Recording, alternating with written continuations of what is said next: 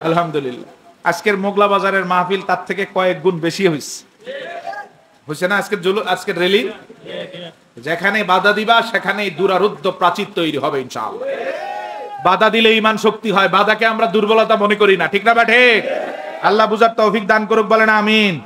এরকম অনেক জিনিস আছে বেদাত, আমার ভাইরা, আমি আর সামনে আলোচনা করছি না, ওদের ভিতরে এরকম অনেক বিষয় আছে। এক কথাই বললাম, 3 দিনের চিল্লা, 40 দিনের চিল্লা, গাছ, ইসলাহি জোর, ইজতেমা, এরকম যা আছে, রাতের পর রাত মাহফিল, 3 দিন ব্যাপী মাহফিল, সালানা মজলিস, দস্তরবন্দ মজলিস, মাহফিল, এগুলো সব ঈদে মিলাদুন নবীর মতোই বেদাত। তোমরা সব বেদাত দাঁত দিয়ে আঁকড়ে ধরে শুধু মিলাদুন নবীর বিরুদ্ধে ফতোয়া দাও, বোঝা যায় মনের ভিতরে শয়তানের বাসা আছে।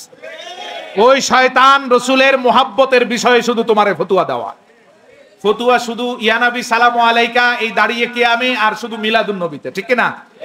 যদি এগুলোকে খারাপ মনে করো, আমরা যেই বেদাতগুলো বললাম আরো 100 বেদাতের তালিকা দিতে পারবো।